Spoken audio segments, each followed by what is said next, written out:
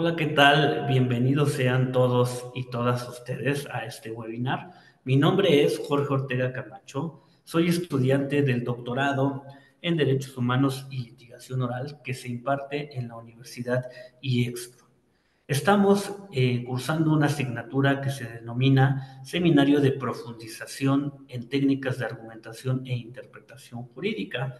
Y el día de hoy nuestro webinar va a tratar sobre el razonamiento jurídico y lo vamos a enfocar a lo que es la suspensión condicional del proceso a prueba desde el punto de vista del juzgador.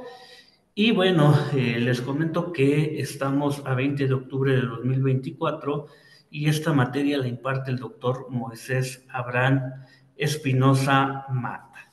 Y para comenzar, quiero permitirme compartir con ustedes una presentación para hacer más ejemplificativo el webinar que tenemos el día de hoy. En principio, debemos recordar que a partir de los años 70 hemos tenido una revolución en lo que son las teorías de la argumentación jurídica. ¿Por qué? Porque estábamos acostumbrados a lo que era la lógica formal, al razonamiento inductivo, en donde teníamos una premisa menor, una premisa mayor y nos llevaba a una conclusión. Sin embargo, en esta década de los 70, varios pensadores observaron que no todos los casos podían ser resueltos mediante un razonamiento inductivo o mediante la aplicación de la lógica formal o el famoso silogismo modus ponens o modo de poner, ya que tenemos casos en donde de aplicar de manera directa o por medio de ese silogismo la norma, en lugar de tutelar el principio que hay detrás de esa norma, lo estaríamos controvirtiendo. Un ejemplo muy común es el caso en donde para subir a un tren se prohíbe la entrada con perros porque se dice que pueden ser peligrosos y que también pueden causar alguna molestia o insalubridad. Después viene una persona y trae un oso y dice, oye, yo puedo pasar al tren, ¿por qué? Porque el oso no es un perro, ¿no? Y ahí aplicamos una máxima del derecho que dice, lo que no está prohibido está permitido, y si la norma lo que prohíbe son perros, pues entonces un oso no está prohibido. Si aplicáramos esa lógica formal de premisa mayor, los perros están prohibidos, premisa menor, el animal que intenta subir es un oso, la conclusión sería que entonces el oso sí puede subir a dicho tren. Sin embargo, si aplicáramos así ese razonamiento, pues en lugar de tutelar el principio que rige esa norma jurídica, que es la protección de las personas y el cuidado de la higiene, entonces en lugar de tutelar la norma la estaríamos controvirtiendo. De ahí que entonces se llega a la conclusión de que no en todos los casos jurídicos podemos aplicar el silogismo jurídico o el razonamiento inductivo que deriva de una lógica formal. Y entonces tenemos pensadores o padres de la argumentación jurídica contemporánea como Robert Alexi, en donde nos establece una teoría del sistema jurídico, principios jurídicos y razón práctica, que justo nos da esta oportunidad de diferenciar lo que son las normas de los principios. Si nos dice la norma es muy limitada, su aplicación siempre va a ser igual, puede ser justa en algunos casos y en otros casos. Sin embargo, el principio que es el espíritu de la norma, lo que está atrás de la norma y lo que en realidad tutela la norma, depende de cada caso en particular. Y dice, en casos determinados puede haber una ponderación y dar preferencia a un principio sobre otro. Pero entonces los principios están detrás de la norma. Y nos dice, cuando haya un conflicto entre principios y norma, vamos a aplicar el principio sobre la norma. Otro autor importante en este tipo de teorías de la argumentación lo es Ronald Dworkin. Su teoría la podríamos catalogar como una teoría que nos habla de los casos difíciles, en donde justo y precisamente hace referencia a lo que comentábamos, ¿no? Que hay casos sencillos que podemos resolver bajo una lógica formal, pero también habrá casos difíciles en donde ese silogismo jurídico no nos da la respuesta. Por eso aquí nos dice, todos los casos posibles cuentan con una única respuesta correcta, ¿no? Que es la que tutela el principio. Elabora una teoría de los casos difíciles en el derecho con la que pretende demostrar que todos los dilemas tienen una resolución correcta. Rechaza la discrecionalidad del juez, porque dice no es que el juez aplique una discrecionalidad sobre el caso, sino que precisamente el juzgador tiene que desentrañar en el caso difícil cuál es el espíritu de la norma, cuál es el principio que tutela y resolverlo con base a ello. Dice, lo contrario implicaría aceptar que los jueces pueden legislar y esta atribución únicamente es del poder legislativo. Por ello nos dice que hay que hacer compatibles los principios y no hacer que prevalezca uno como nos decía Robert Alexio. El ordenamiento jurídico, dice, no tiene lagunas ni antinomias. Por ello, para Working, el juez no puede aplicar discrecionalidad en el caso, sino que debe de ir al principio que tutela ese caso. Y para ello nos dice, entonces, si esa discrecionalidad no la puede aplicar el juez, ¿qué hacemos con los casos difíciles? Y la solución es justo resolver como a principios, o conforme a principios, mejor dicho. Es decir, nace lo que es una argumentación principialista. Y dichos principios, dice, no salen de la legislación, el juzgador no legisla, simplemente se observa que el principio tutela la propia norma que creó así el legislador. Dice, porque la norma ha sido creada conforme a tales principios, ya que precisamente las normas fueron creadas por la sociedad con base a la moral, ¿no? Toda norma nace de un principio moral. Y dice aquí, el juez cuando se le presenta algún caso que no pueda resolver conforme a la normatividad, es decir, un caso difícil, que no podamos resolver conforme a la lógica formal, debe desentrañar cuál es el principio que tutela dicha norma y tomar una decisión conforme a ello, lo que lo llevará a soluciones más correctas y justas sobre todo.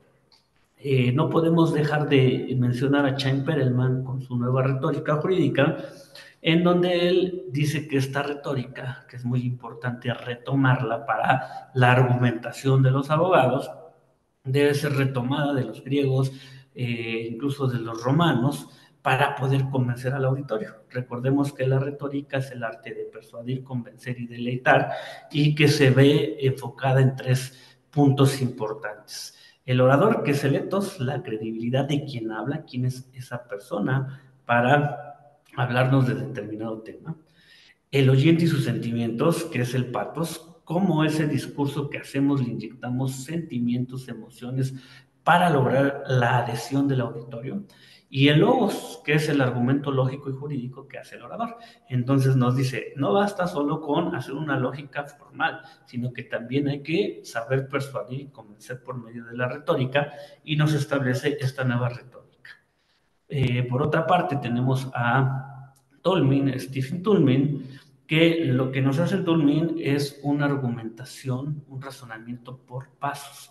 Deja de lado el silogismo modus ponens, premisa mayor, premisa menor y conclusión, para podernos adentrar a una argumentación más sofisticada.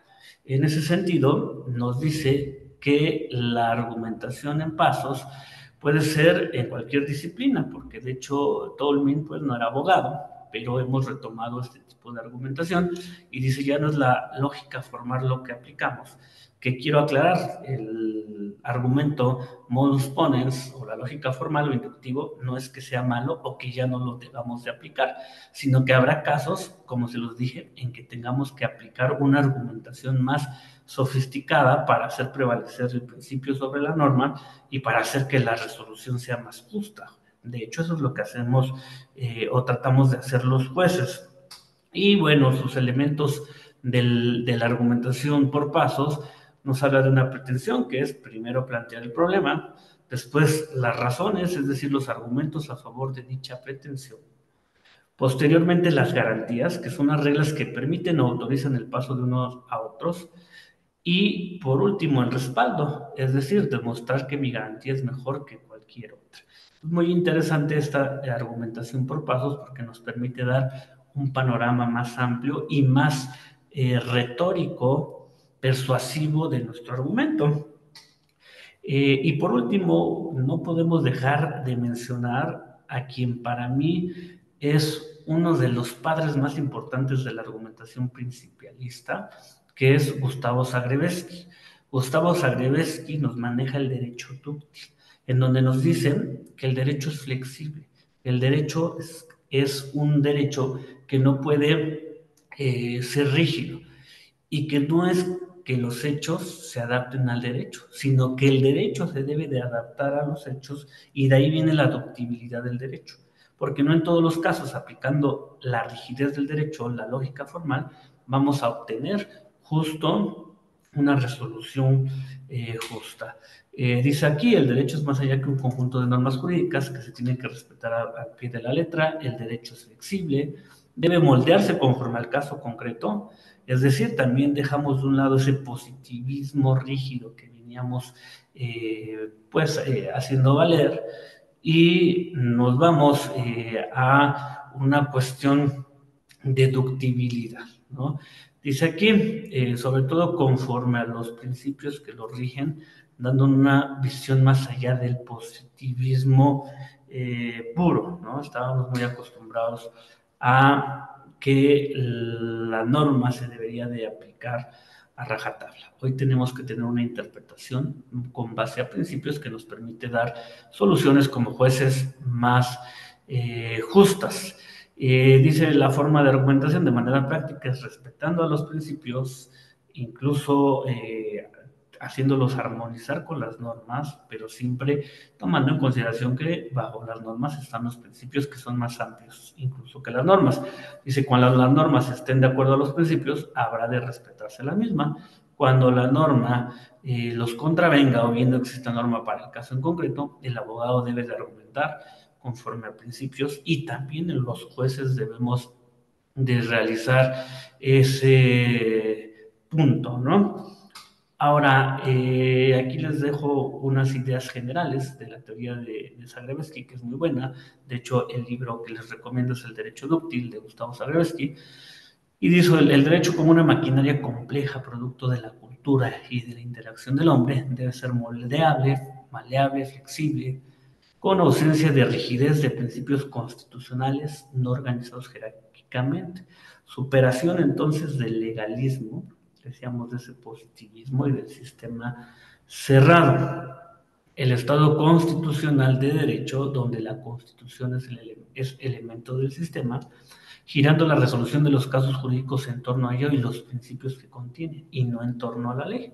Aquí Zagrebelsky nos dice que los valores o los principios tienen el mismo peso y solamente el metavalor, que es la pluralidad de ellos, es el que puede prevalecer. Entonces quitamos esta idea del Código Civil napoleónico, en donde el juez es un solo mero aplicador de normas, y buscamos que los jueces hagamos justicia, pero no quiere decir que desobedezcamos la norma o no la apliquemos, sino que busquemos o desentrañemos el sentido de la norma y lo hagamos compatible con la justicia en cada caso en particular. Por eso dice que el derecho es dúctil. Ahora bien, ¿cómo aplicamos el razonamiento jurídico a los jueces? Como muchos de ustedes saben, bueno, pues tengo la fortuna de ser juez, aunque no en materia penal, en materia civil, y hoy nuestro caso está enfocado en una cuestión penal, pero yo les puedo compartir que cuando nosotros hacemos un razonamiento jurídico, vamos a tener en cuenta esta reflexión de la evolución del mismo y de las teorías de la argumentación jurídica aplicadas al ámbito judicial.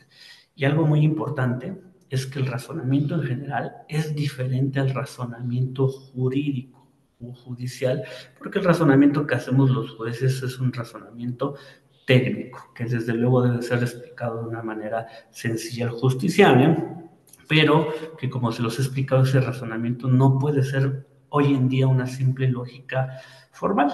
Entonces, cuando argumentamos los jueces, demostramos por qué cierta resolución es la más justa por medio de razones. Y viene la interpretación jurídica, que tiene dos finalidades. Una, desentrañar el significado de una norma, y dos, aplicar el significado de lo que ya desentrañamos por medio de los argumentos.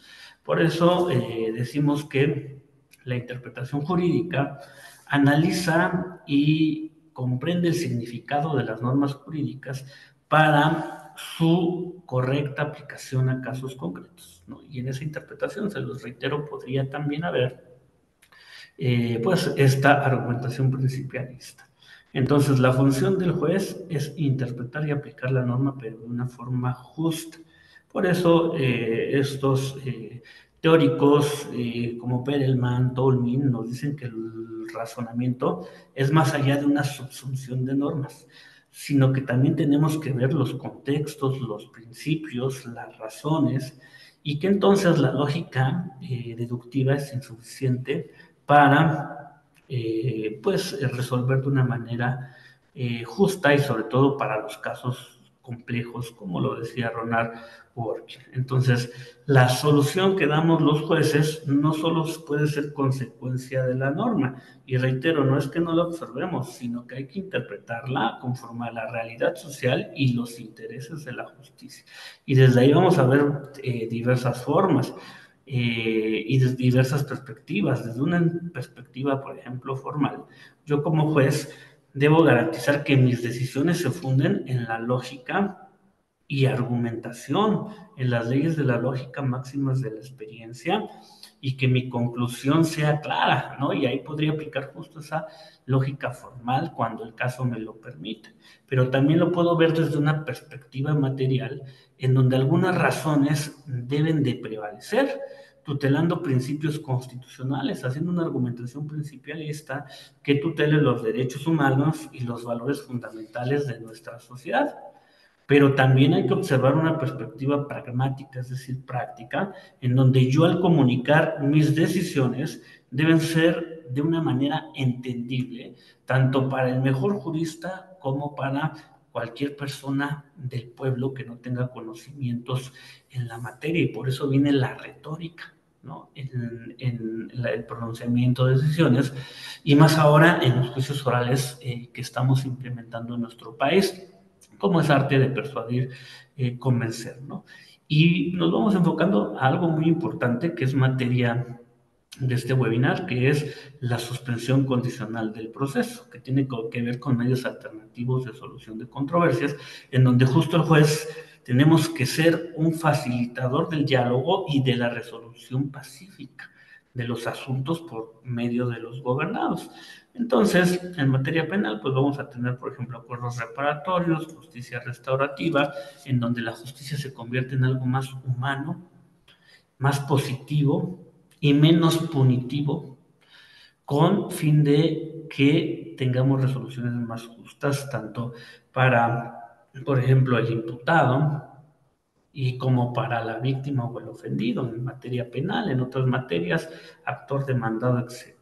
Entonces, como juez, debo de observar que las resoluciones sean justas, pero que también estos medios alternativos de solución de controversias se lleven bajo los principios de la justicia alternativa o restaurativa, como lo son la voluntariedad, la equidad, la igualdad de condiciones, y sobre todo ser sensibles al contexto de cada uno de los casos que nos presenten.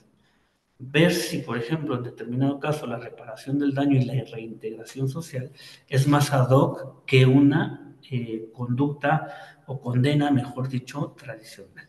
Entonces, la revisión que hacemos, la argumentación que hacemos los jueces debe de ir enfocado hoy en día, más que a una lógica formal, a la justicia, ¿no? En aquellos asuntos, sobre todo que, les reitero, Working decía como difíciles. Y también, pues vamos a hablar del derecho de revisión, ¿no?